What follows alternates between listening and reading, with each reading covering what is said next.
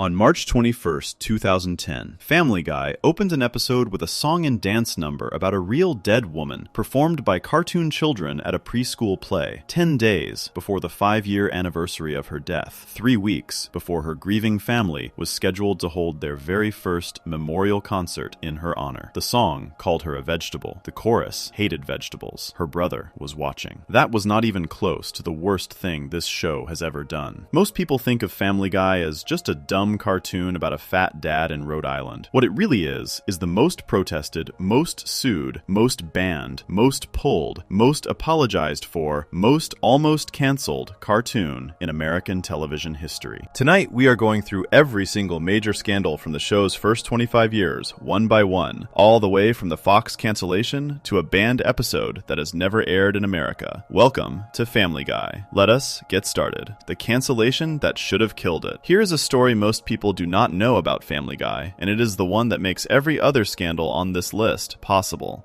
When the show was on the air in 1999, 2000, and 2001, Fox did not treat it like a hit. Fox treated it like a problem. And by the time Fox was done with it, the show was dead. Not struggling, not on thin ice, dead, canceled, gone. The writers were told to pack up. The animators moved on to other jobs. The voice cast started looking for new work. For almost 3 full years, there was no new Family Guy being made anywhere in the world. If you are watching the show today on a Sunday night on Fox or streaming it late at night on Hulu, you are watching something that was supposed to be over in 2002. Everything that happens after this point in the story, every banned episode, every lawsuit, every fight with a former governor on live television, every single controversy we are going to walk through tonight only happens because of what went wrong first. So let us start at the very beginning. Family Guy came out of the head of a young animator named Seth MacFarlane. He was in his mid-20s, working at a cartoon studio, and he had made 2 little short films about a fat dad and a talking dog. The first short was called The Life of Larry. The second was called Larry and Steve, where Steve was a smart, slightly pretentious dog who acted more like a person than a pet. These 2 characters would later be renamed Peter and Brian. The people at Fox saw those short films and liked them enough to give MacFarlane a small pile of money, around $50,000, to make a proper pitch for a full TV show. He went home, worked on it for a while, and came back with a short demo. The whole thing was only about 7 minutes long. He made most of it by hand in his apartment on a very small budget. The network said yes. They ordered a full season, and on January 31st, 1999, the very first episode of Family Guy aired on Fox, right after the Super Bowl. That was Super Bowl 33, the game where the Denver Broncos beat the Atlanta Falcons, with Terrell Davis running over everyone and John Elway winning his second title. Getting the slot right after a Super Bowl is one of the biggest gifts a new TV show can ever receive. Tens of millions of people are already on the couch. They are relaxed. They are in the mood to keep watching. 22 million people watched it. For a brand new cartoon, that was a massive number. The show was a hit out of the gate. The reviews were strong. People were quoting lines from it at school and at work the next day. By every normal rule of television, this should have been the start of a long and smooth run. It was not. Almost the moment the first season ended, Fox began doing something that killed shows back then and still kills shows now. They moved it around. They put it on Sunday. They moved it to Thursday. They moved it again. They stuck it up against huge shows like Frasier, and later against the biggest comedy on the planet at the time, Friends. They also put it against Who Wants to Be a Millionaire, which was, in the year 2000, the single most watched show in the country. Family Guy did not stand a chance. It is hard enough to build an audience when people know where to find your show. When the show keeps jumping days and time slots, and sometimes vanishes from the schedule for weeks at a time with almost no notice, fans lose track of it. Ratings fall. And once ratings fall, the network uses those falling ratings as the reason to move the show again, which causes ratings to fall further. This is the loop that destroyed Family Guy the first time around. There was also a quiet part of this story that nobody at the time liked to talk about. Fox had another animated show already on the air. That show was called The Simpsons, and it was the biggest cartoon in the history of American television. Family Guy was a new Fox cartoon with a similar shape, a cartoon family in a small town, a dumb dad, a smart kid, jokes about pop culture. For some of the people at the network, this new show felt less like a companion to The Simpsons and more like competition for it. The writers at The Simpsons, by most accounts, did not love the new arrival. Years later, The Simpsons would air episodes that openly poked fun fun at Family Guy for being too similar, with one episode even suggesting the younger show was copying their work. When your own network has a more successful cartoon already, and the people who make that cartoon are not happy you exist, you are not in a friendly building. You are in a quiet fight you did not ask for. At the end of the second season, Fox pulled the trigger. They canceled the show. A few months later, they changed their minds and brought it back for a third season, but the cancel, revive, cancel pattern had already done the damage. Season 3 came back, the ratings did not improve, Fox kept shuffling it around, and in May of 2002, the network made its final decision. Family Guy was not on the fall schedule. There would be no fourth season, there would be no more episodes, the show was over. One episode that had been made as part of Season 3 was never even allowed to air. It was simply shelved. The head of Fox at the time, a woman named Gail Berman, later admitted that pulling the show was one of the hardest decisions she ever had to make, but the numbers on paper told her she had no choice, so she pulled it.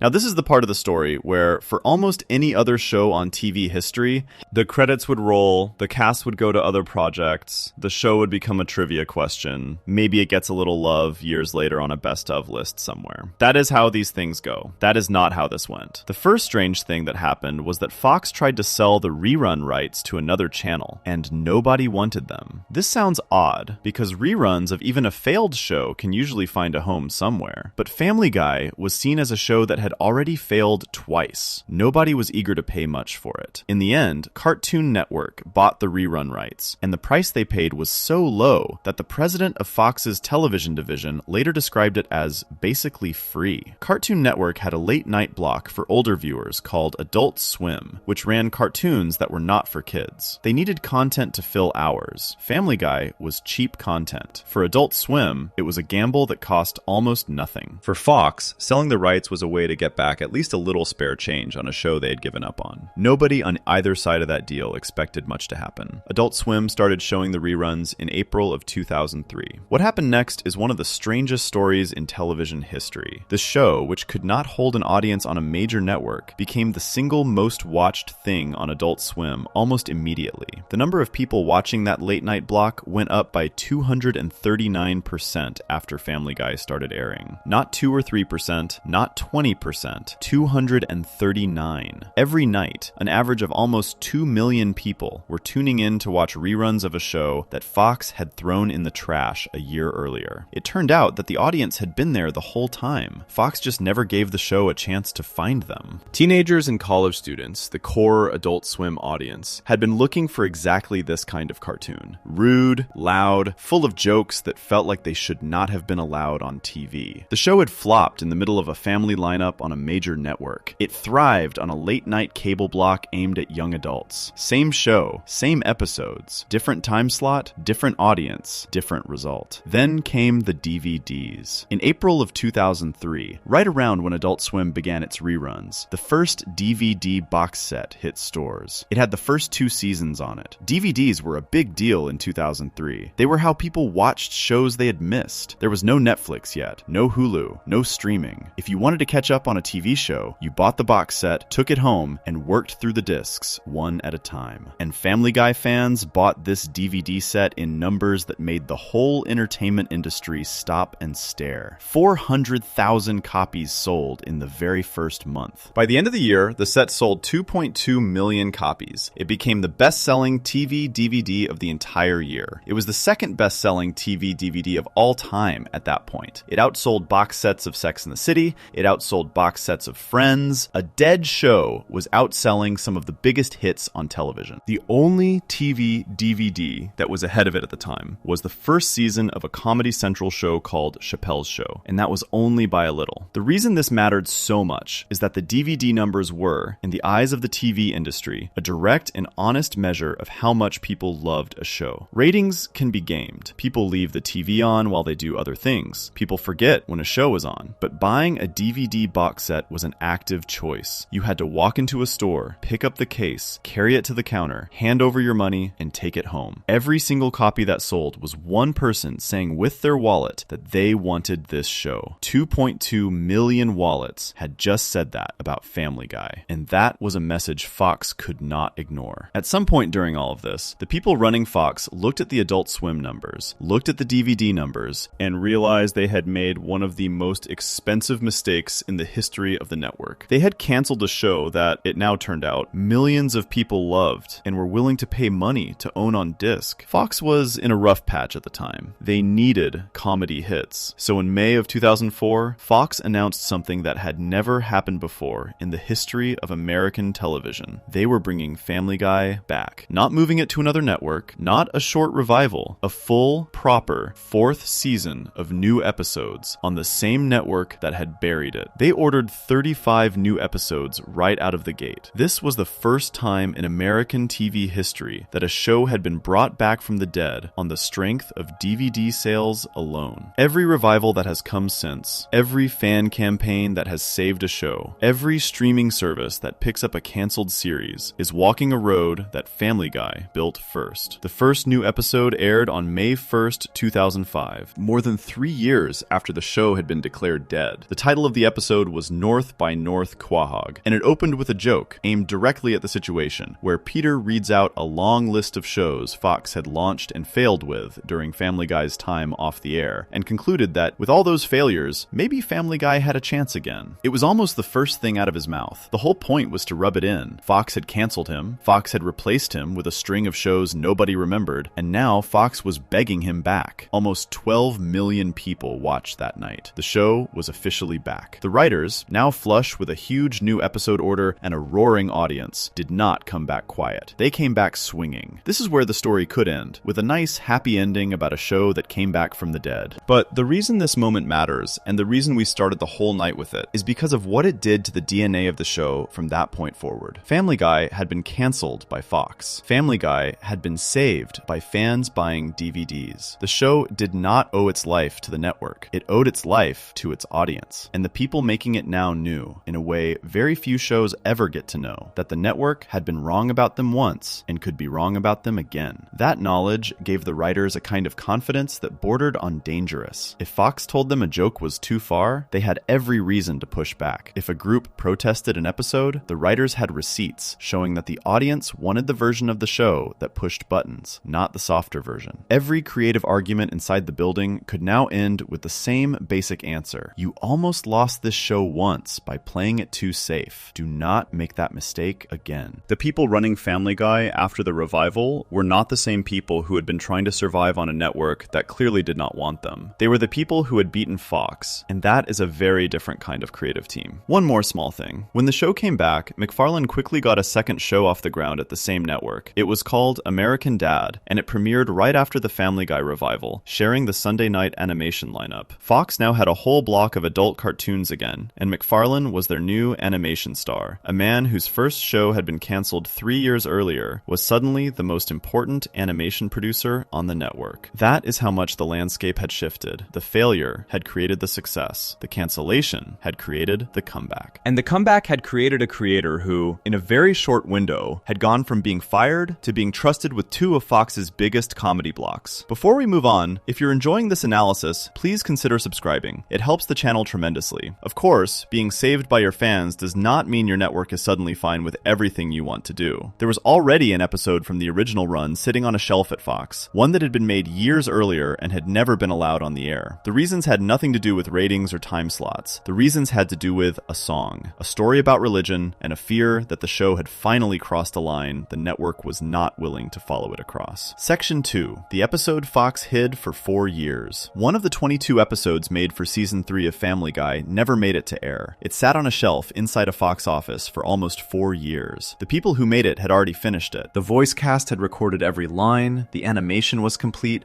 the music was mixed, everything was done. Fox just refused to let anyone see it. The episode was called When You Wish Upon a Weinstein, and the story of why it was banned, how it eventually got out, and the lawsuit it caused years later is one of the strangest tales in the entire life of this show. It is also the first real sign of something that would define Family Guy for the rest of its run. The network was scared of its own show, and the show was about to learn how to fight back. The plot of the episode is pretty simple by Family Guy standards. Peter loses the family's savings after buying something called volcano insurance insurance from a scam artist in Rhode Island. This is a funny idea on its own, because Rhode Island does not have any volcanoes, and Peter is the only person on Earth who would worry about one erupting in his backyard. Lois finds out what happened, gets angry, and tells Peter he needs to get the money back before their daughter Meg has to go to school without glasses. In the middle of this, there is a small side scene where baby Stewie breaks Meg's glasses on purpose, just to make the problem worse, because that is what Stewie does. Peter is stuck. He does not know how to handle money. He turns to his friends Quagmire and Cleveland at the bar, and they tell him that the best way to fix money problems is to find a smart accountant, and in their minds, the smartest accountants have Jewish last names. Peter takes that advice, goes home, looks up at the night sky, and sings a song begging for a Jewish person to come into his life and save his family. The song was the problem. The song was called I Need a Jew, and it was written to sound exactly like a very famous Disney song called When You Wish Upon a Star from the old cartoon movie Pinocchio. In Pinocchio, that song is about dreams and hope and wishing for good things. In the Disney movie, it is a kind old woodcarver named Geppetto who sings the original, looking out his window at a star, hoping for a sun. In Family Guy, Peter sits in that same pose, looks out his window, stares up at the sky, and does his own version. The tune is almost the same. The melody moves the same way. It is clearly meant to remind the audience of the Pinocchio song, because that is the whole joke. The wholesome wish upon a star has been replaced with something much less wholesome. Peter uses the same tune to sing about a very specific stereotype. One of the lines in the song was, "Even though they killed my lord, I need a Jew." For Fox, that line was the moment everything stopped. The network looked at the song, looked at the plot, looked at the joke they were supposed to be telling, and decided that a big number of people watching would not get the joke. They would see an animated dad on a Sunday night on a major network singing about Jewish people in a way that sounded hateful. Even if the show was trying to make fun of Peter for being ignorant, the tape itself would still exist. The song would still play. And Fox did not want to be the network that aired it. Later in the episode, after Peter meets his Jewish accountant friend Max Weinstein and gets his money back, he takes things too far. He becomes convinced that Chris, his son, would do better in life if he was also Jewish. So he sneaks Chris away to Las Vegas for a quick bar mitzvah. Lois finds out through Brian the dog,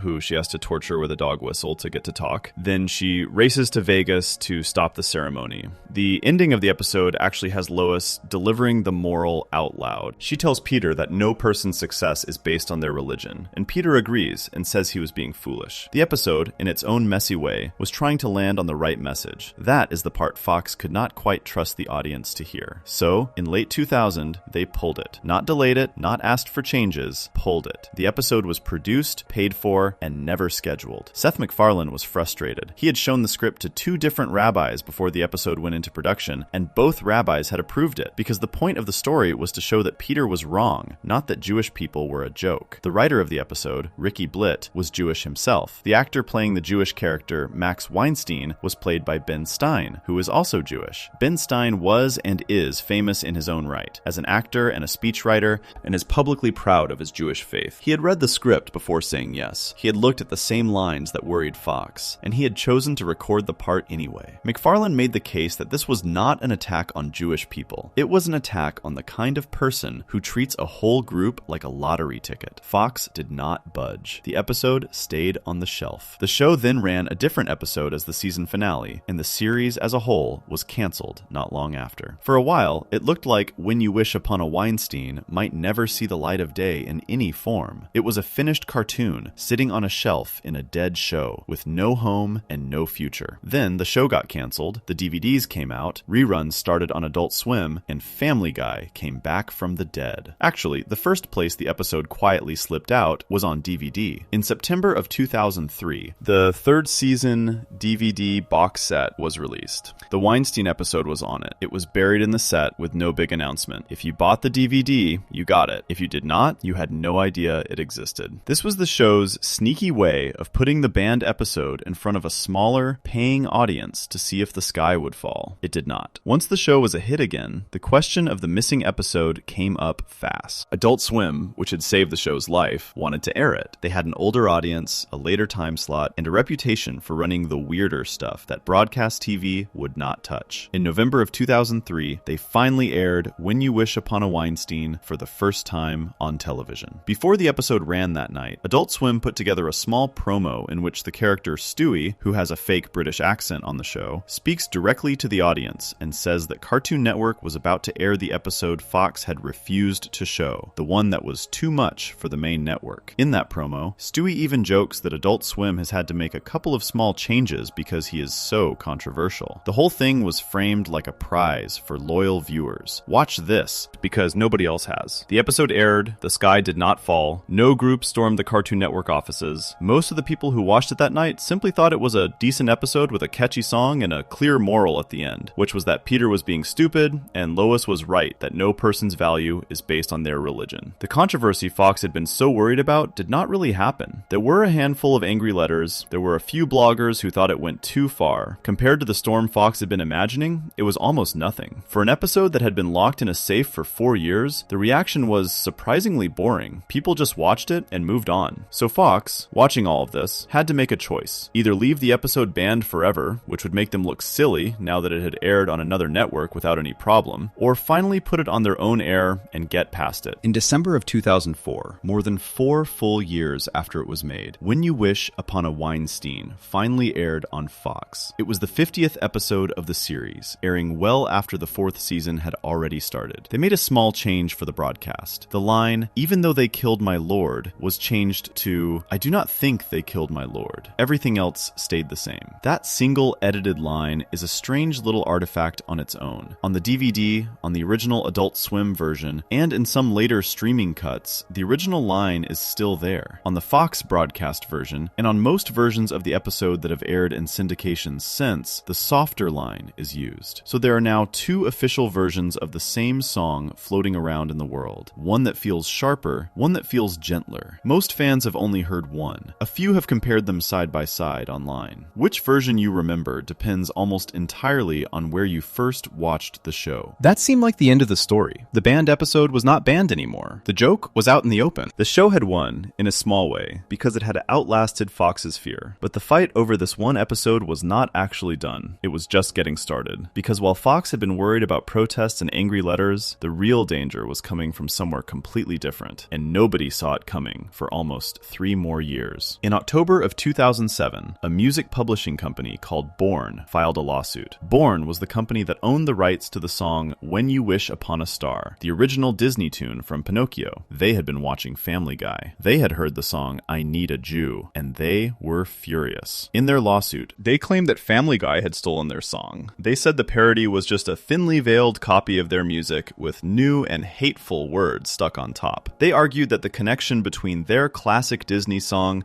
and the new Family Guy version was so strong that it hurt the reputation of the original. A lawyer for Born gave a quote to the press that summed up their whole argument. He said that if you listened to the way the lyrics were built, the way the song sat in the episode, the very name of the episode itself, and the way Peter was singing out a window up at the stars, there was no question at all that Family Guy was using their song. The lawsuit named Fox, Cartoon Network, Seth MacFarlane himself, the company that made the show, and the composer, Walter Murphy, who had written the music. Born wanted money, and they wanted the episode pulled from every platform it was on. This was a real problem. A court could, in theory, decide that Family Guy owed millions of dollars and had to stop airing the episode entirely. And the stakes were bigger than just one episode, because if Born won, any parody song on any comedy show in the country could suddenly become a legal risk. The Simpsons, South Park, Saturday Night Live, every show that had ever made fun of a famous tune could be dragged into court next. This was not just a fight over Family Guy. This was a fight over what kind of jokes American cartoons were allowed to make about famous music. If Born won, a whole part of American comedy would get quieter overnight. The case dragged on for about a year and a half. Fox's legal team built their defense around something called fair use, which is a rule in American copyright law that protects parody. If you are making fun of a song, rather than just using the song because you did not want to pay for it, the law gives you more freedom. The Fox team argued that I Need a Jew was clearly a parody. They pointed out that it was commenting on the original song's whole feeling, that saccharine, sweet, everything works out idea that comes with wishing on a star. The Family Guy version took that sweet feeling and replaced it with something awkward and ugly on purpose, to show how childish it is to believe in easy, magical answers to hard, real-world problems. That, the lawyers argued, is what parody parody looks like. Fox's team also pointed to an older, more famous case from 1994 involving the rap group 2 Live Crew and the Roy Orbison song Oh Pretty Woman. In that case, the Supreme Court of the United States had ruled that even a crude parody of a serious song was protected by the First Amendment, which is the part of the Constitution that covers free speech. Fox was basically saying, the top court in the country has already decided this. The I Need a Jew case was just the same idea playing out again, with a different song and a different cartoon. On March 16, 2009, a federal judge in New York named Deborah Batts made her ruling. She sided with Family Guy. In her decision, she wrote that the Family Guy song and the original Disney song were strikingly different in tone. She agreed that I Need a Jew was a real parody, not a ripoff, and she made an interesting point that has become famous in copyright law circles ever since. She said the Disney song had benefited for years from being tied to wholesome things like Pinocchio, and that exact wholesome reputation is precisely what opens it up to being made fun of by people who want to push back against it. In other words, by being so squeaky clean for so long, the original song had basically invited someone to come along and flip it. Her ruling also noted that the show had a second layer of parody going on. Walt Disney himself, the man who made Pinocchio, had long been accused by some historians of holding anti-Semitic views. Family Guy had made fun of Disney for this in other episodes, so the Weinstein parody, the judge wrote, could also be read as a comment on the history of the Disney company itself, which made the parody defense even stronger. Case dismissed. Family Guy had won. This was a bigger moment than most fans of the show even realized at the time. An animated sitcom had just survived a full federal copyright trial over a single 2-minute song in one episode from 4 years earlier. The episode that Fox had been too nervous to air had now been defended out loud in a court of law and had come out the other side clean. The ruling also set a small but real legal mark in the sand. Other cartoons, other comedies, other parody songwriters could now point to the Family Guy case when they got sued. The banned episode had gone from a problem the show was trying to forget into something close to a trophy. It had beaten Fox's censors, it had beaten a music company, it had beaten a federal lawsuit. Every single attempt to shut it down had failed. Before we move on, if you're enjoying this analysis, please consider subscribing. It helps the channel tremendously. Now, the show had learned a powerful lesson. Pushing buttons was not just allowed anymore, it was working. The audience was showing up, the DVDs were selling, the lawsuits were losing. So the writers started pushing harder, bigger jokes, uglier cutaways, subjects that other cartoons refused to touch. And one episode, airing on a quiet summer night in 2005, aimed that new confidence at an illness that millions of real people were dying from. And the reaction came not from a nervous network, not from a lawyer holding a copyright, but from the people who had spent their whole lives trying to help those patients. Section 3. The Barbershop Quartet that enraged AIDS organizations. On the night of June 12, 2005, a Sunday, Family Guy aired its 5th episode of the 4th season. This was the show's big year back. Fox had brought it back from the dead just 6 weeks earlier, and the ratings were huge. The writers were riding a wave of confidence nobody in cartoon TV had felt in years. The episode that aired that night was mostly about the character Cleveland Brown finding out that his wife Loretta had been cheating on him with their neighbor Quagmire. Inside that main story, buried in the middle of the episode, was a small side joke that lasted a little under a minute, no more than 50 seconds of screen time. That small side joke became one of the most protested moments in the whole history of the show. It turned a quiet Sunday cutaway into a real-world fight with some of the most respected health groups in the country. Here is what happens in the scene. Peter is at his kitchen table, talking to Cleveland about how to break bad news to people. Peter claims he has a special gift for it. He says he once helped a local doctor, Dr. Hartman, deliver some very hard news to a patient. The show then cuts to a hospital room. A thin man with a dark goatee is lying in a bed, looking sick and tired. Dr. Hartman stands over him and says he does not know how to tell this man what is wrong, so he has hired someone to do it instead. The door bursts open. Peter walks in, wearing a red and white striped jacket and a straw hat, the kind you see in old-fashioned singing groups. 3 more men in matching outfits walk in behind him. The 4 of them gather at the foot of the bed, and they begin to sing a cheerful little song, in harmony, directly at the dying patient. The song has a name. The name is You Have AIDS. The lyrics are plain. Peter sings that he hates to tell the man, but he has AIDS. The other 3 men sing the words back to him in agreement. They guess, in song, at how he might have caught it, pointing at his arm while mentioning needles, and then mentioning unprotected sex. They make sure to clear up for the patient that this is not HIV, it is full-blown AIDS, and they repeat this point several times to be certain he understood. The song ends with one of the quartet quartet wishing him good luck getting a date now. The camera holds on the patient for a second. Then the show cuts back to Peter at the kitchen table. The whole thing is played like a silly, old-fashioned musical number, complete with little dance steps and cheery smiles. This is the part of the show that angered real people in the real world. The people watching this scene at home in June of 2005 included many who had spent years of their lives trying to help AIDS patients live longer, trying to reduce the fear and shame that followed an AIDS diagnosis,